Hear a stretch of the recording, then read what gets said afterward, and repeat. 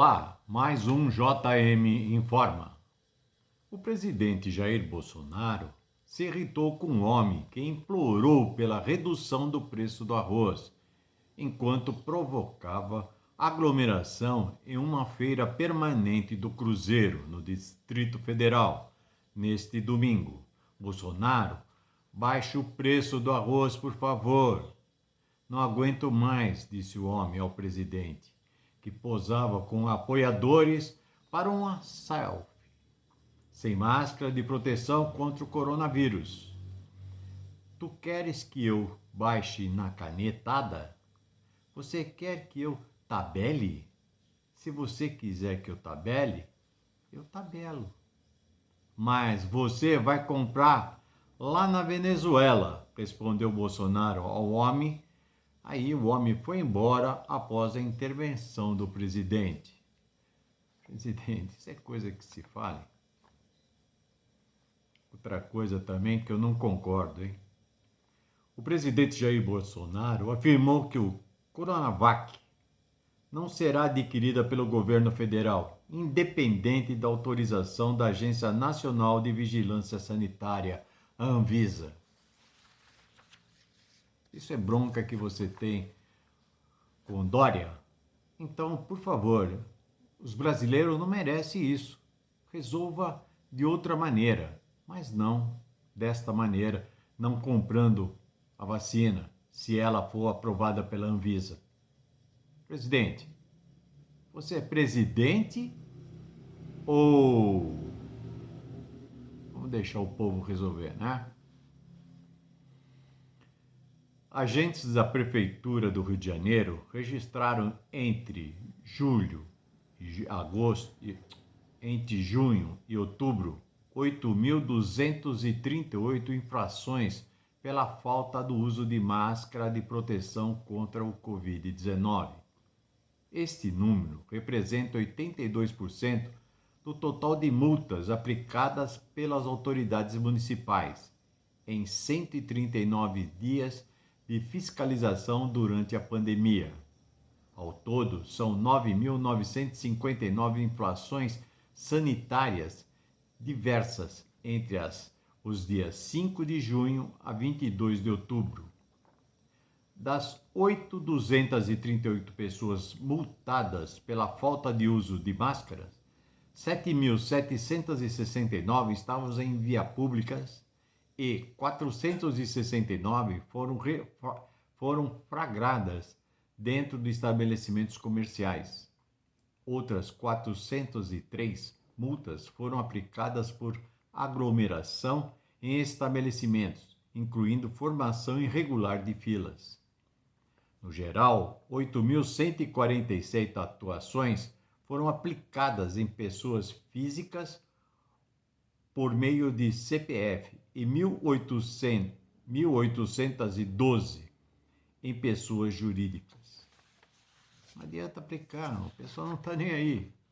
A multa é muito pequena, então eles... A justiça bloqueou contas bancárias e penhorou bens do candidato à prefeitura de São Paulo, Celso Russomano.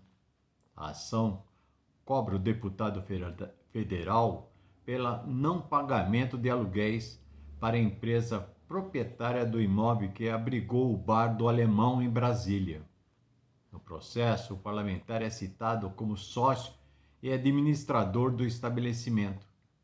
Com a decisão, o candidato teve contas bancárias bloqueadas em 4 bancos, um prédio penhorado e seus carros incluídos no cadastro de restrições judicial. O advogado da locadora, André da Mata, garante que o parlamentar dos republicanos ficou de fevereiro de 2015 a agosto de 2016 sem pagar o aluguel, sendo que a dívida corrigida ultrapassa agora 7 milhões. Segundo André da Mata, a justiça determinou que Celso Russomano pagasse a dívida em agosto de 2016, mas o parlamentar não atendeu a ordem. Agora está em 7 milhões. Por isso que ele quer ser governador. Agora, coisas policiais. Uma mulher de 47 anos foi morta e o filho dela, de 36, ficou ferido depois de os dois forem esfaqueados na zona rural de Lusiânia, no entorno do Distrito Federal. Segundo a polícia, o suspeito do crime é o marido e pai da vítima. Após o crime, o suspeito foi encontrado morto e a polícia acredita que ele tenha tirado a própria vida. Não podia ser de outra maneira. Um motorista de aplicativo foi baleado na cabeça na noite deste domingo, quando passada pela linha amarela. Marcos André de Paula, de 24 anos, morreu no local. O crime foi por volta das 20h15, na altura da saída 3, que dá acesso ao bairro do Engenho de Dentro, na zona norte do Rio. Ele estava com um casal e voltava do encontro de carros na Barra da Tijuca, na zona oeste do Rio. Polícia Civil é baleado e morto por criminosos durante uma tentativa de assalto na zona leste de São Paulo. O investigador Jorge Queiroz foi morto por 2 assaltantes no domingo, na Vila Carrão. Polícia apura se bandidos queriam roubar o carro dele ou o restaurante em frente. Também é investigado se a agente reagiu ou se foi morto ao descobrirem que ele era policial. Dupla fugiu sem roubar nada. Tirou a vida do pobre policial e não roubou nada. Essa dupla deve ser presa rapidinho. Um confronto entre policiais militares do Batalhão de Operações Especiais e suspeitos de tráfico de drogas terminou com um adolescente de 15 anos morto e um homem ferido, entre a noite de sexta-feira e a madrugada de sábado, em Florianópolis. A ocorrência foi registrada na comunidade do Quilombo e, de acordo com a polícia militar, começou depois que um homem armado atiraram contra a guarnição. A Operação Alegria prendeu diretores de presídios, policiais, penais e advogados suspeitos de corrupção no sistema penitenciário em Minas Gerais. Um personagem central dessa história é Rodrigo Malaquias, ex-diretor da penitenciária Humberto Hungria. Segundo os investigadores, a unidade era um negócio muito lucrativo para Malaquias. Ele aceitava até tratamento de beleza como propina. Isso é de matar mesmo, hein? Um homem de 31 anos foi morto com um tiro na cabeça a queima-roupa em uma feira livre na rua Elcio da Silva, na Brasilândia, na zona norte de São Paulo, por volta das 7 horas de sábado. Após o crime, o suspeito saiu andando normalmente. Não aconteceu nada, ele não fez nada, saiu andando. Daí? Agentes da Operação Lapa Presente prenderam na madrugada deste domingo 3 suspeitos de tráfico de drogas na Lapa, no centro do Rio. Segundo a Lapa Presente, com os homens de 18, 20 e 51 anos, foram encontrados um copo com pinos de cocaína, dinheiro em espécie e um simulacro de pistola. Eles estavam na travessa do Mosqueira. O material e os suspeitos foram encaminhados para o 5º DP, Gomes Freitas. A polícia prendeu 2 homens que se identificaram como sargentos do Rio de Janeiro, depois de receber denúncia de que a dupla e outros 6 homens haviam sequestrado uma mulher, 2 crianças em Belo Horizonte. A caminhonete em que os militares e as vítimas estavam foi cercada na BR-040 na madrugada deste domingo, em Juiz de Fora. De acordo com o boletim de ocorrência, 8 homens saíram do Rio de Janeiro e foram até Belo Horizonte para se vingar de um homem que também era morador da capital fluminense e havia dado um prejuízo milionário a várias pessoas em um sistema de pirâmide financeira. A mulher do responsável pelo esquema contou aos policiais de Minas Gerais que a família estava hospedada em um hotel em Belo Horizonte desde quinta-feira. A família, segundo ela, estava fugindo de ameaças. Depois que vocês aprontaram essa, você quer que os caras façam o quê?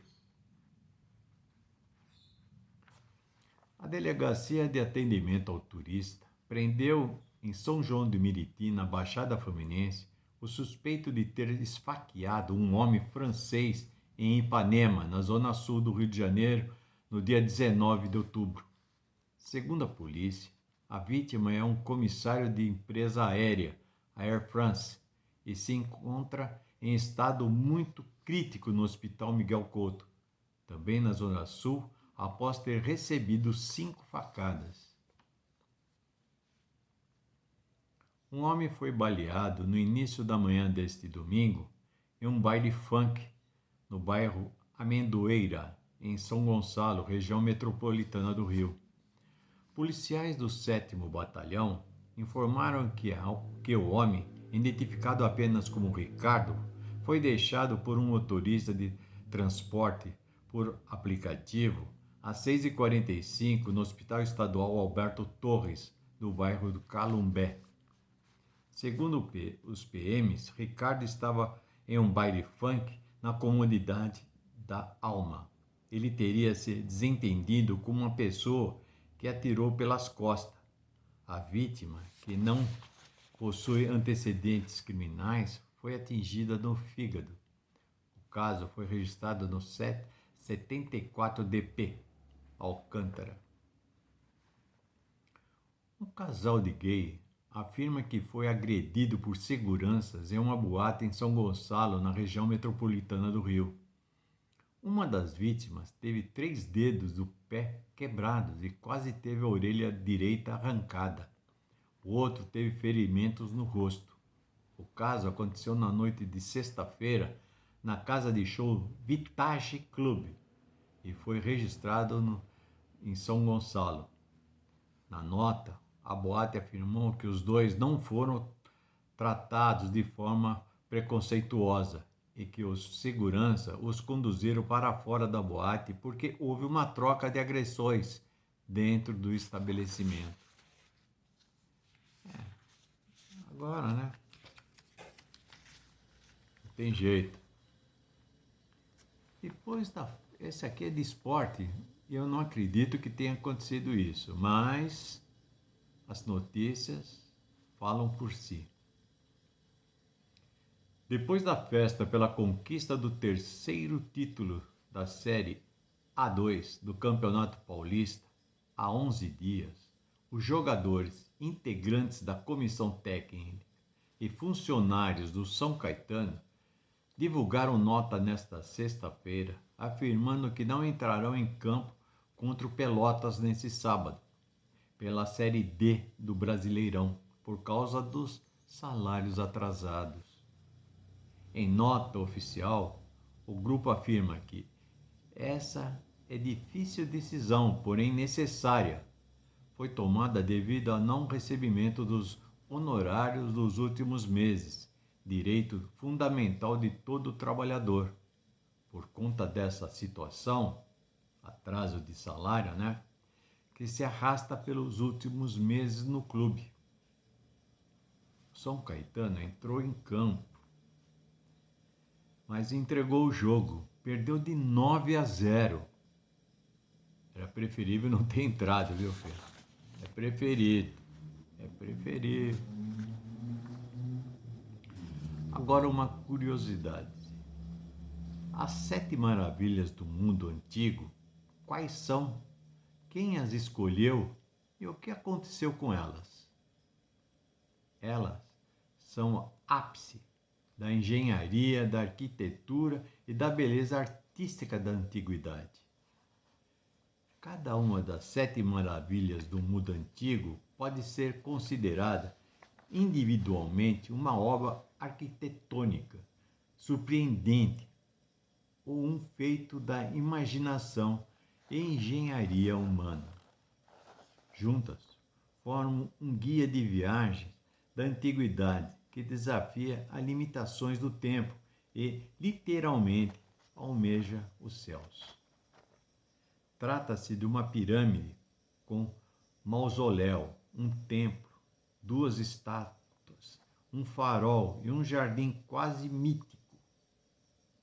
A grande pirâmide de Gizé, o mausoléu de Alicamarço, o templo de Ártemis, a estátua de Zeus, o colosso de Rhodes, o farol da Alexandria e o jardim suspenso da Babilônia. A maioria teve uma existência breve. A última a ser concluída, o colosso de Rhodes, se manteve pé por menos de 60 anos.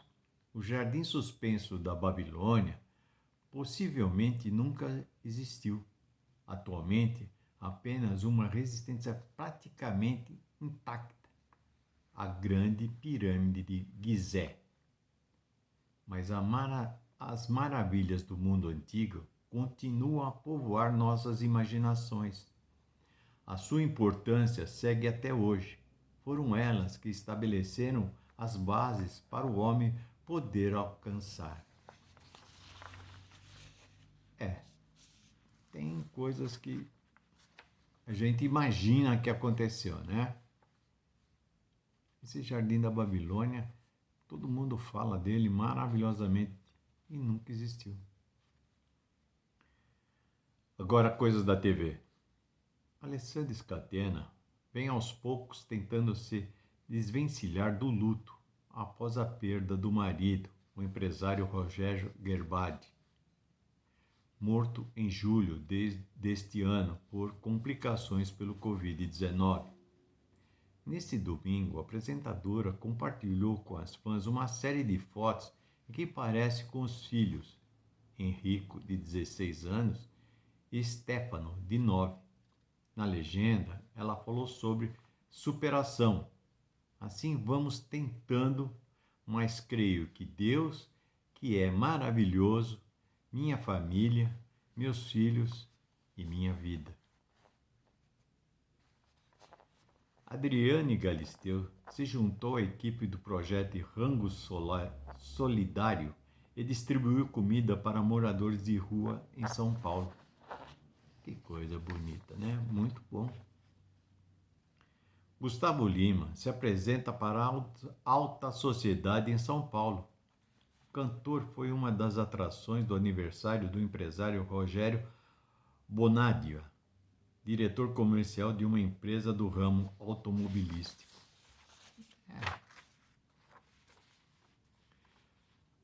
A atriz Dani Calabresa recebeu apoio nas redes sociais após virem a público detalhes sobre acusações de assédio sexual contra Március Mellen, ex-diretor do Núcleo de Humor da Globo. O comediante fez uma publicação no Twitter, sem citar nomes, em que afirma que fazer certo exige coragem.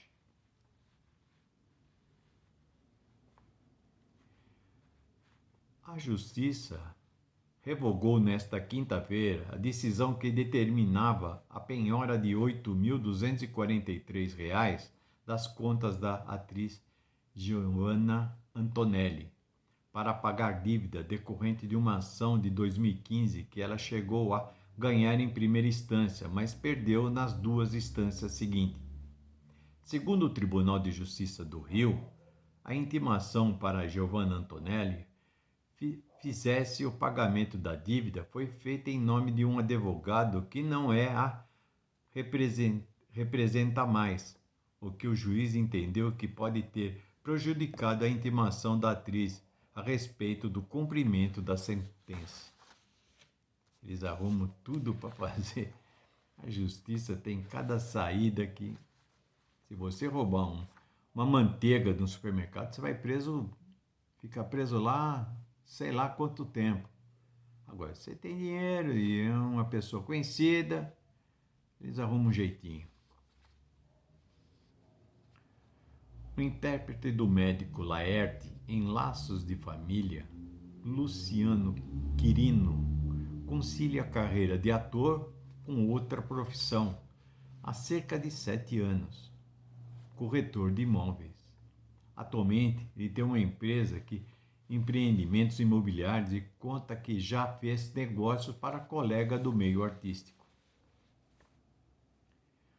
O corpo da atriz Jane de Castro, que morreu na última quinta-feira, aos 73 anos, foi enterrado neste sábado no cemitério Jardim da Saudade, na zona oeste do Rio. Nas redes sociais, alguns famosos como Leandra Leal e Silvério Pereira o homenagearam. Agora uma curiosidade, hein?